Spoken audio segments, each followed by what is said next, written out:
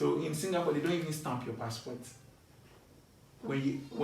soon as you enter the country, you receive an email. The system is working and the country is small, so please, if you are planning to go and overstay, don't, because they will find you. Good evening, it's your boy Pretty Boy J. Welcome back to my channel. It's good to have you back right here on Pretty Boy J's channel. Guys, I've missed you so much. Alright, so I have with me here an amazing brother of mine who went out there, explored, and I didn't want to keep all the juice to myself, so I wanted him to share his experience with me and then with you guys as well. Alright, Mr. Jerry, or do I call you Mr. Oklu or Brother Oklu? Anything. Alright, good to have you back. Please. You've been to, which country was it again? I went to Singapore. Great. India and Singapore. So, but today we are just talking about Singapore. India, we'll bring it back to them, but that. Yeah. Now, with Singapore, Mm-hmm. why Singapore? Okay, so one, I considered the countries that were visa free to Ghana because I'm a Ghanaian passport holder. Mm-hmm. So I considered countries that were visa free, and also I considered the distance from where I was at that time. Okay. Yeah, I was at the time in India, and I had to leave India and re-enter because I've not really finished my enjoyment in India. But great. per the rules and regulation, you're not supposed to stay more than 90 days. Oh, okay. So I needed to exit the country. So if I get you right, not to cut you short, Ghana is visa free to Singapore, right? So I had to exit India and re-enter. So I considered all the visa-free countries around India that a Ghanaian could visit. So Pakistan, Bangladesh, Sri Lanka, Maldives, Singapore. Great. Singapore was the farthest away from India, but it was the cheapest in cost of transportation. That brings me to my first question, but finish with what you want to say. It was cheaper in transportation, and it was also very open, and we've heard good things about Singapore. Like you know, when you rank this country, Singapore is on top. So it made me decide to go see Singapore. So is Singapore, if I'm right, Singapore is more on the Asian belt, right? Yeah, it's all South Asia. I think it's South Central Asia. Yeah, I think I have my geography on point. Anyway, so now, embarking on this adventurous experience, I mean, how were you navigating the whole in terms of comfort and then cost? Okay, so I would say it's not easy. Okay. Yeah, you need money as a broke young man. I was on a very tight budget. Okay. Yeah, and it was necessary. I traveled. That was why I embarked on this journey. I had a very small budget. Okay. Yeah, and I tried to do everything within budget. You can travel to a place like as a tourist. You can travel as a traveler. You can travel as a backpacker. So it depends on how you calculate your things and arrange yourself. And I know where I fell, so I knew how to do my stuff to save money. And secondly, I also God being so good, I belong to an international family of Christians. Okay. So I called on my church's pastor. You had a backup plan. Yeah, that I'm in Singapore. Please help me out. Yeah. So it gave me a little buffer. So if anyone is watching us right now, who has plans on maybe Singapore is one of his country on his bucket list to visit, what would you say the person should take into consideration before making the first move? Okay, I say the person should take accommodation and living expenses, because Singapore is not a cheap country. Yeah, it's not like maybe you going to Togo or Nigeria. Yeah, it's not a cheap country. Systems are working. Yeah, so you can travel cheap. There are hostels you can use, which is cheaper, but compared to other places, It's expensive. Yeah, now there's this assertion that Singapore is the cleanest country, whatever. Please, can you affirm that? I'll really affirm that Singapore is really clean. Very, very clean. You don't even see a full bin. Wow. Like, sometimes you see a bin and the bin is full. You don't see a full bin, you don't see a dirty bin. Okay. Like, there is no dirt anywhere. If you see anything, maybe loitering around, maybe it is leaves from trees or something. Just like an autumn season kind of vibe. It's really clean and it's organized and beautiful. Yeah. So which part of Singapore were you in again? Singapore is actually a very small place, so it's like a city state. Oh, so okay. the whole country is like one big city. Yeah. So I happen to, because it is not that big, I happen to go everywhere in Singapore. So will you say where you went to can be one state in, should I say a state or province in Tanzania? Like, let's say that. Yeah. Because that is very big. The whole Singapore will be like that city. The whole of Singapore? Yeah, it's just like that? That city, yeah. Then it's just a handful of people. Yeah, and even there are more people in that than Singapore. The population of that is bigger than Singapore. Makes sense. So the whole country is like Dar es Salaam. Wow. You understand? Wow. That's the size. So Singapore is not so big. You can use one day to travel from one end to the other end. So I had a travel pass for, I think, 5 days or 1 week travel pass. Okay. Yeah, and it had unlimited metro, or the tube, and also buses. So I took, and I had my Google Maps. So I visited all like the main ends of the line, the stop, like going out of the stations is look around. So I traveled I went around. Yeah, they have one line they call, is it the circle line, or it takes you round and brings you back. Yeah, it was a very long train ride. Wow. So was there any point in time where you had any cultural shocks? In Singapore. In terms of the food experience, like, were you having expectations? I don't think I had a cultural shock in Singapore. But I was just impressed how things were organized, and how the place was so clean, and how the place was so nice. Yeah, and the food? The food was. But I know you're used to Bangkok. Oh yeah, but I'm open to anything. I eat everything. So what were you eating? Their food was very healthy, very like details. Details. My viewers and I want details. I remember I ate some rice with vegetables and some noodles, and the fish. Like, the fish was skinned. Then you see only the fish without the bones, and I don't know if they run it under hot water or they steam it. So it's like a fish fillet, but it was not boiled and was not. It's like it's semi-cooked, fried, like a semi-cooked, but it had a very good taste. But I hope the fish was not alive. No. Because I used to watch some. I said the fish was skinned. Okay. They removed the skin. So there were no scales and all that. No skin, like no skin. So just the meaty part of the fish and no bones. But when you eat it, you know that it was not boiled. You know, when you are eating boiled. So should I say? I think maybe it was steamed. Yeah, it was steamed.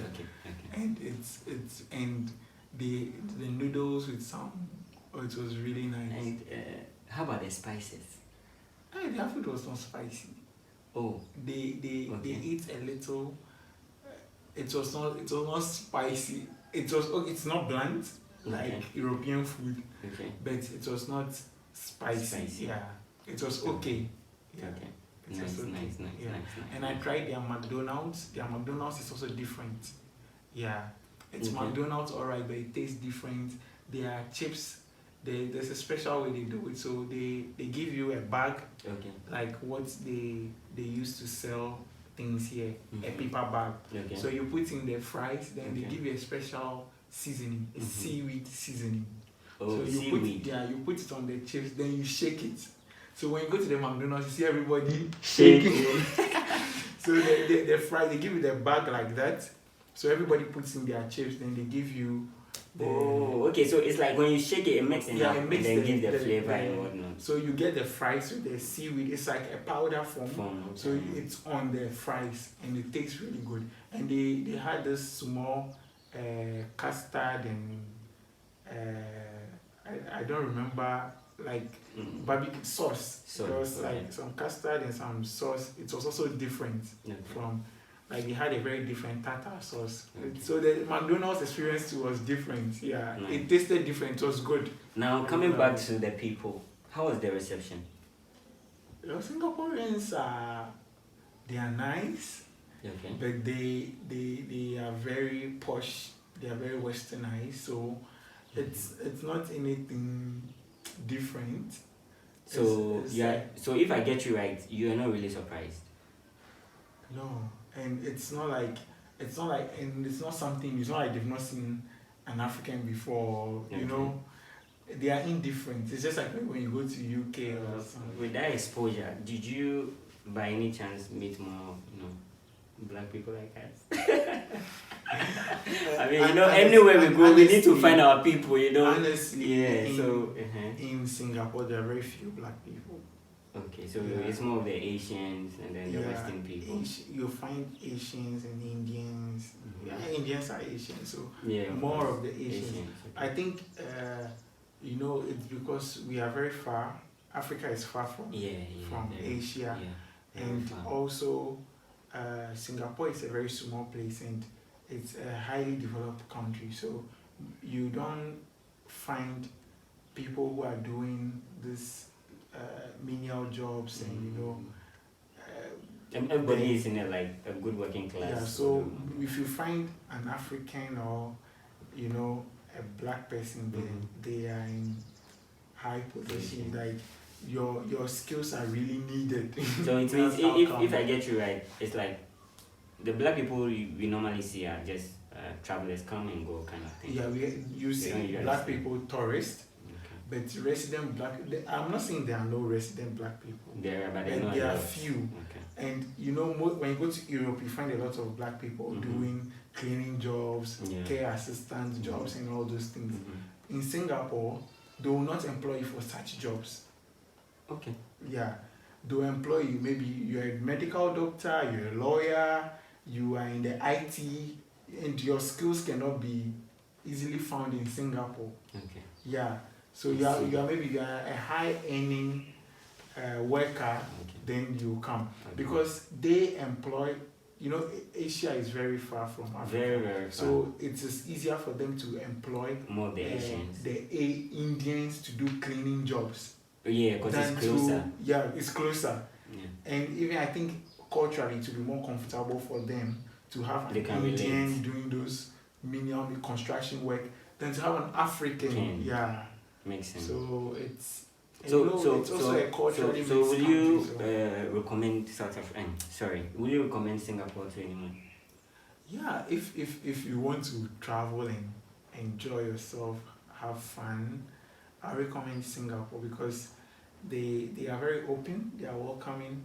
When you get to the airport, nobody's going to stress you.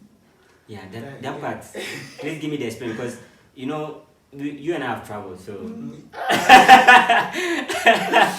nobody look in Singapore. Before you come, they have an app. I've forgotten the name. So you fill the details. Everything is captured on the system. Okay. So the airline you are coming with, your vaccinations, where you'll be staying, how long you'll be staying, everything is captured in the system. Okay. And when you go to in the arrival hall, I don't know how it is in other terminals. But in the terminal I arrived in the arrival hall, there were only 2 immigration officers. The whole arrival, only 2 immigration officers? Only 2 immigration officers. The other... but was there that rush of trooping in of a lot of people? There were lots of people. And only 2 immigration officers? Yes, so how did they manage they were clearing, they were using the machine, the gated, the e-gate. The e-gate, yeah. Okay. So you don't need to then the technology over there is on top it was because it's my first visit to Singapore. That was why I had to even speak to an immigration officer. So in Singapore, they don't even stamp your passport. as soon as you enter the country, you receive an email that you've entered the country.